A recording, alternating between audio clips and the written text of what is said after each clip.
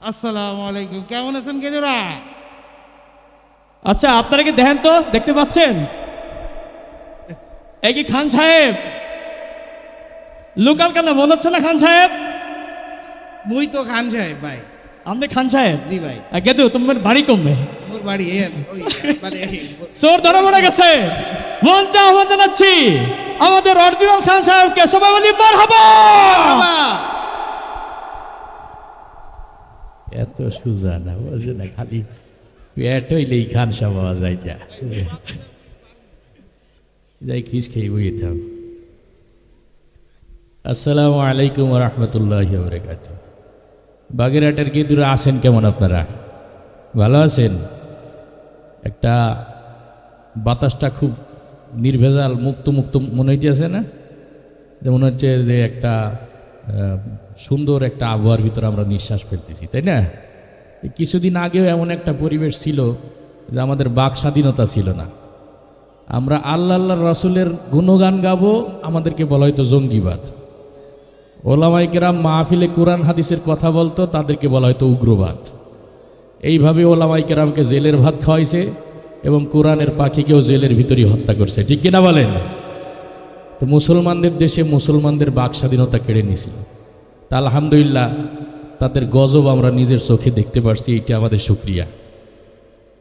সুতরাং ওলামায়ে কেরামের শানে যারা বেয়াদবি করবে, যারা ইসলামের সাথে বেয়াদবি করবে, তাদেরকে এইভাবে লেজ গুটাইয়ে পলাই যাইতে হবে সময় মতো ইনশাআল্লাহ। এই মঞ্চগুলা দখল করে লইছিল মমতাজরা। তাদের আমাদের অনুষ্ঠানের ব্যানারে যেমন লেখা সাংস্কৃতিক অনুষ্ঠান, তাদের অনুষ্ঠানের ব্যানারেও লেখা থাকতো সাংস্কৃতিক অনুষ্ঠান। কিন্তু তাদের অনুষ্ঠানে যেগুলো পরিবেশন করা হতো, ওইগুলা কি মুসলমানের সংস্কৃতি হইতে পারে? মুসলমানের সংস্কৃতিতে কি অশ্লীল গান বাজনা বেহায়াপনা নাচানাচির জায়গা আছে? গান গায় কি একটা বন্ধু যখন বলই আমার বাড়ি পাশ দিয়ে রঙ্গ করে হাইটে যায়, আমার বুক ফাইটে যায়। তো তোর বন্ধু বিয়ে করে তার বউ লই যাইতে আছে, তোর বুক ফাটার কারণ কি এই জায়গা? আরেকজনের বউ দেখলে তোর বুক ফাটবে কেন? ওর ওই সমস্ত গান শুনে শুনে আজকে যুব সমাজের চরিত্র ফাইটে গেছে, ঠিক কিনা বলেন? আর এইগুলো আগে ওরা আয়োজন করত। সংস্কৃতির নামে আমাদের পাবলিকরে তারা এই অপসংস্কৃতি অশ্লীলতা তাদের মগজের ভিতর ঢুকাই দিছে। তো এখন পাবলিক অনেকেই মনে করে যে সাংস্কৃতিক অনুষ্ঠান মানেই বোধহয় একটু নাচ গান হবে, ডিজে পার্টি হবে, উড়াধুরা ছেলে মেয়ে একসঙ্গে ড্যান্স করবো, এটাই বোধহয় সংস্কৃতি। এটা কখনো মুসলমানের সংস্কৃতি হতে পারে না, ঠিক কিনা বলেন? আর তারা ওই নর্তকীরে কিভাবে মূল্যায়ন করছে? সেই সমস্ত অশ্লীল গান গাইয়ে গাইয়ে যুব সমাজের কাছে জনপ্রিয়তা পাইছে, তারে লইয়ে যে সংসদে বসাই দিছে। সংসদ হইল আমাকে আলু পটলের দাম কমানোর জায়গা, কেমনি পেঁয়াজ মরিচের দাম কমানো হবে এই পরামর্শ করার জায়গা। ওই জায়গা লইয়ে মমতাজের বসাই দিছে, সে খাড়াই খাড়াই গান শোনায়। তো এখন আলহামদুলিল্লাহ এই মমতাজ মুক্ত দেশ হয়ে গেছে, ঠিক কিনা?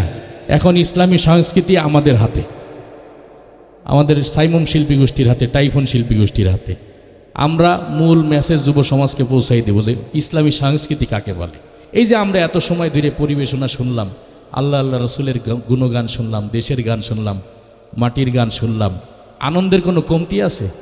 তাহলে যেখানে আল্লাহ আল্লাহ রসুলের গুণগান গাইয়েও আনন্দ পাওয়া যায়, সেইখানে আমার দরকার আছে বুক ফাইটে যাওয়া গান শোনা? এটাই সাংস্কৃতিক বিপ্লব, এভাবেই পরিবর্তন হয়েছে। তারা ক্ষমতায় থাকতেও মোটামুটি তাদের মার্কেট আউট হয়ে গেছে। কারণ আগে যেমন গ্রামের পাড়ায় পাড়ায় মহল্লায় মহল্লায় সিপাই চাপাই যাত্রাপালার আয়োজন হইতো, এখন কি দেখা যায় তেমন? বরং আগে যে যুবকরা যাত্রাপালার আয়োজন করতো, সেই যুবকরা এখন ওয়াজ মাহফিলের আয়োজন করে, ঠিক কিনা বলেন?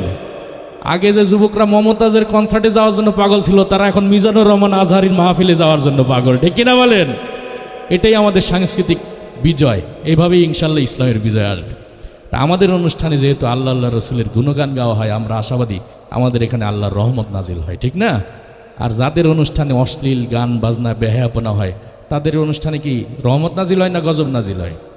তাই পর্যন্ত দেখছেনি মমতাজের কনসার্টে গজব পড়ছে? মমতাজের কনসার্টে দুরুম করে একটা ঠাডা বইরে মানুষ মরে গেছে, দেখছেন? আসলে আমরা গজবের ডেফিনেশন অনেক সময় ভুল করি। আমরা মনে করি যে গজব বলতে আসমান থেকে ঠাস করে একটা ঠাটা পড়বে, সব মরি সাফ হয়ে যাবে, এটির নামই গজব। আসলে একটা জিনিসের গজব, নাম গজব না, বিভিন্নভাবে গজব আসতে পারে। প্রাকৃতিক দুর্যোগের মাধ্যমেও গজব আসতে পারে। এই যে তারা ক্ষমতাচ্যুত হয়ে গেছে, এইটাও আল্লাহর একটা গজব, ঠিক না? এইভাবে মেলা রকমভাবে গজব আসতে পারে, প্রাকৃতিকভাবে চলে আসতে পারে। উদাহরণস্বরূপ তাদের কনসার্টে তারা গান বলতে গেছে। এখন তাদের গান গাওয়ার সিস্টেম হলো বাদ্যযন্ত্র থাকে, যে মূল শিল্পী তার কাছে থেকে হারমোনিয়াম, পাশে একজন ঢোল বাজায় আর এক পাশে একজন তবলা বাজায়, এই সিস্টেমে গান বলতে গেছে। এখন মূল শিল্পী যে যার কাছে হারমোনিয়াম, তার গজব নাজিল হয়েছে, মানে টয়লেটে চাপ দিছে। এখন সে তো মঞ্চে বসে রয়ে গেছে গান গাওয়ার জন্য, এখন তো উঠে টয়লেটে দৌড় দেওয়া যায় না, কিছু একটা তো করার দরকার। তাই কোনো উপায় না দেখে হারমোনিয়াম বাজাচ্ছে আর সুরে সুরে বলতেছে, আগায় এসেছি। এখন ডাইন পাশে যে ঢোলালা বসা, সে চিন্তা করলো আমার তো একটু সান্ত্বনা দেওয়া দরকার। তখন ঢোলালা ঢোল বাজায় আর বলে, তাকদুম তাকদুম তুমি চাইপা চাইপা রাখো, তাকদুম তাকদুম। তো এই পাশে যে তবলালা বসা, সে চিন্তা করলো আমারও তো একটু সান্ত্বনা দেওয়ার দরকার। তখন তবলালা তবলা বাজায় আর বলে, তেরে কেটে থাক চেপে চেপে রাখ, তেরে কেটে থাক চেপে চেপে রাখ। তা আমাদের এখানে ঢোল তবলা হারমোনিয়াম কিচ্ছু নাই, আমাদের চেপে চেপে রাখারও দরকার নাই, ঠিক কিনা বলেন? আমরা খালি গলায় আল্লাহ আল্লাহ রসুলের গুণগান গাবো, এটাই আমাদের সংস্কৃতি, এটাই আমাদের আনন্দ, ঠিক আছে না? তো যাই হোক, আজকের অনুষ্ঠানের মূল আকর্ষণই হলো ইসলামী গান, নাশিদ, হামদ, নাত। খিচুড়ি খাইতে কিন্তু অভ্যাস হয়ে গেছে না, আওয়ামী লীগের প্রোগ্রামে যাইয়ে যাইয়ে এই জায়গায় এসে খিচুড়ি চাইতে আছে। এটা মানে ছাত্রলীগ ছিল, এটা বোঝা যায়। এত সুন্দর সুন্দর গান গাইলে পেট তো এমনি বইরে যায়, তাই না? খিচুড়ির লোভ থাকে। যাই হোক, এই যে আমরা সবাই একসঙ্গে বসা, সবার নজর মঞ্চের দিকে, সবাই একদিকে তাকায় আছি, এরকম দৃশ্য এখন আর আগের মতো সচরাচর দেখা যায় না। যা আমরা এই মোবাইল স্যাটেলাইট আসার আগে এরকম একসঙ্গে পাড়া সবাই বসে আড্ডা দিতাম, তাই না? কিন্তু এখন 5-6 জন বসে একসঙ্গে আড্ডা দিলে 2 মিনিট গল্প করার পরে আবার যার যার মোবাইল নিয়ে শেষে ব্যস্ত হয়ে যায়, এরকম একটা সময় চলে আসছে। তা আমরা যারা 90 দশকে জন্মগ্রহণ করছিলাম, তখন এই এত টেলিভিশন, স্যাটেলাইট, ইন্টারনেট কিছুই ছিল না। ওই পুরা পাড়ায় ঘুরে একটা বাড়িতে টিভি পাওয়া যাইতো, ওই শুক্রবার আসলে পাড়া সব যাইয়ে ওই এক বাড়ির উঠানে বসে পড়তাম এইবার, ঠিক আছে না? তখন চ্যানেলও ছিল একটা বিটিভি, আর তাও ছিল সাদা কালো, তা আবার একটু পর পর ঝিরঝির করতো, একজনকে আবার বাসের আগায় উঠে অ্যান্টিনার নাড়াচাড়া করে ক্লিয়ার করা লাগতো। কিন্তু তখন একটা আনন্দ ছিল যে তখন টেলিভিশনে যা কিছু হইতো পরিবারের সবাই একসঙ্গে বসে উপভোগ করা যাইতো, তাই না? তখন এত অশ্লীলতা ছিল না, বেহায়াপনা ছিল না। আমরা আলিফ লাইলা, সিন্দাবাদ এইগুলো দেখতাম, মনে আছে না? কিন্তু যখনই টেলিভিশনটা রঙিন হইলো, বাইরের স্যাটেলাইট চ্যানেলগুলোর আগমন শুরু হইলো, আস্তে আস্তে অশ্লীলতাও অনুপ্রবেশ শুরু করলো। এখন টেলিভিশনের এমন একটা পরিবেশ যে পরিবারের সদস্যদেরকে নিয়ে একসঙ্গে টেলিভিশনের সামনে বসা যায় না, ঠিক কিনা? আর পাড়া সবাই একসঙ্গে বসা তো দূরের কথা। তাই সেই আগের পরিবেশটা নাই। আর আমাদের সময়ের যে বিটিভি ছিল, সেই বিটিভি আর বিটিভি নাই, ওইটাই হয়ে গেছে এখন বাতা বিটিভি। কারণ দেশে কি হইল না হইল এটা নিয়ে বিটিভির কোনো নিউজ নাই।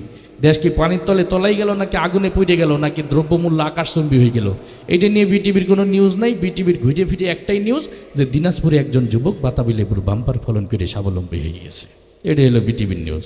আর অন্যান্য চ্যানেলগুলো যেগুলা, ওইগুলোও শিক্ষণীয় কোনো অনুষ্ঠান নাই। এই যে টকশোগুলো হয় আমাদের দেশের চ্যানেলে, আজ পর্যন্ত টকশোতে কোনো ফাইসালা হয়েছে? কোনো ফাইসালা হয় নাই। রাজনৈতিক দলের 2 নেতারে বসায় দেয় যে আপনারা ঝগড়া করেন, তারা 1 ঘন্টা ঝগড়া করার পর যখন 2 জনই উত্তেজিত হয়ে যায়, তখন উপস্থাপক বলে যে অনুষ্ঠান আজকের মতো শেষ হলো, বাকিটা দেখবেন আগামীকাল। এই হলো টকশো। রান্নাবান্না যে দেখায়, রুচিসম্মত কোনো রান্না শিখাইলে তাও কাজ হয়। ওই যে কেকা ফিরদৌসী নামে এক মাতারি আছে না, কি দিয়ে যে কি রান্ধে, মুরগির পিছন দিয়ে লুডুস বইয়ে দেয়, এ দেখলেই বমি আসে। তো এইরকম হাবিজাবি পরিবেশের মধ্যে সুস্থ সচেতন মানুষ টেলিভিশনের সামনে বসতে পারে না। তো একজন মানুষ অনেক দিন পর রিমোট নিয়ে বসছে যে দেখি টেলিভিশনে কি হয়, বইসে দেখে যে কোনো চ্যানেলের অনুষ্ঠান তার ভাল লাগে না, একটাই টক শো, একটাই খেলাধুলা, একটাই রান্নাবান্না, একটাই সিনেমা, এই হাবিজাবি।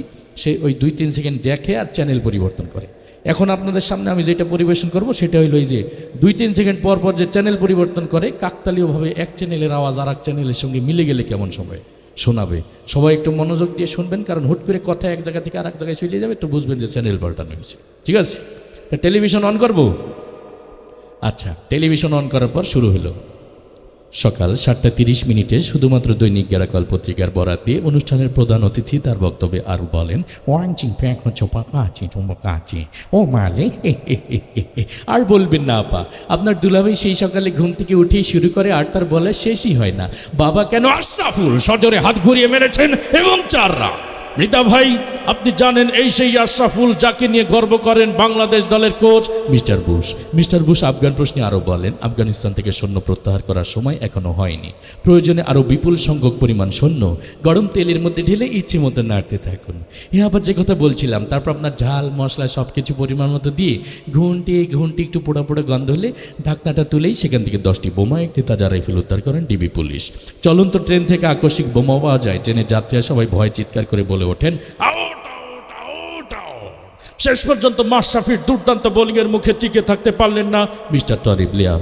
মিস্টার টনি ব্লেয়ার ফিফার বর্ষসেরা প্লেয়ার হিসেবে স্বীকৃতি পাওয়ায় লিওনেল মেসিকে অভিনন্দন জানিয়ে বলেন, আমি বন ফুল গো ছন্দে ছন্দে দুলি আনন্দে। আমি বনফুল এই ধরনের তৃণ লতাপাতা গাছ যা ঔষধি গাছ হিসেবে পরিচিত। গাছ সম্পর্কে বিজ্ঞানী জগদীশচন্দ্র বসুই সর্বপ্রথম দুর্নীতি দমন অভিযান শুরু করেন। অনুষ্ঠানের প্রধান অতিথি তার বক্তব্যে আরও বলেন, I M A disco dancer. বিড়ি খেলে অনেক সময় ক্যান্সার হবার সম্ভাবনা থাকে। ক্যান্সার, আমাশয়, ম্যালেরিয়া, ফ্যালেরিয়া এই সমস্ত রোগের জীবাণু আপনার খাবারের মধ্যে ইচ্ছে মতো মিশিয়ে নেবেন। আবার যে কথা বলছিলাম, এগুলো যখন আপনার খাবারের সঙ্গে মিশাবেন তখন আপনি লক্ষ্য করে দেখবেন সোজাসুজি খাবার অঞ্চলে সীমানার বাইরে। এরই মধ্য দিয়ে বাংলাদেশ দলের সংগ্রহ দাঁড়ালো 2 উইকেটে 210 কোটি টাকা, যা গতকালে শেয়ার বাজার থেকে 110 কোটি টাকা ও 50,000 বাড়িঘর, ফসলের ক্ষেত ও অসংখ্য প্রাণের জীবন্ত মৃত্যু হয়েছে। সর্বনাশায়ী সিডরের চারিদিকে কান পাতলে শুধুই শোনা যায় কোথায় পালাবি সুন্দরী, এখন তো তুই আমার হাতের মুঠোই। আজকের অনুষ্ঠানের প্রধান অতিথি এই কথা বলেন সৌদি আরবের এক অজ্ঞাতনামা ব্যক্তি, যার নাম ধারণা করা হয় সাকিব আল হাসান। এরই মধ্য দিয়ে তার 10ম অর্ধশত রান পুরা করলেন। মৃদা ভাই, আপনি জানেন একদিনের আন্তর্জাতিক সংস্থা তেল নিয়ে তেল ইস্মাতি না করার জন্য অনুরোধ জানিয়েছেন মন্ত্রিপরিষদ। মন্ত্রী আরও বলেন, তেল, ডাল, আটা, ময়দা, সুজি সহ সকল ভোজ্য পণ্যের দাম কমানো হবে আগামী 32 সাল নাগাদ। এতক্ষণ আমাদের সঙ্গে থাকার জন্য ধন্যবাদ। শুনছিলেন আবহাওয়া বার্তা, এবার খেলার খবর। ব্যাস, রান্না হয়ে গেল, এবার এই খাবারটা আপনি পরিবেশন করুন। আজকের এই অনুষ্ঠানে আগত নারী, পুরুষ, আন্ডা, বাচ্চা, ডিম, ভাইব্রেশন যারা এসেছে সবাইকে আপনার এই খাবারটি দিবেন। আপনার এই খাবারটি খেয়ে সবাই বলতে বাধ্য হবে, ইন্না লিল্লাহি ওয়া ইন্না ইলাইহি রাজিউন।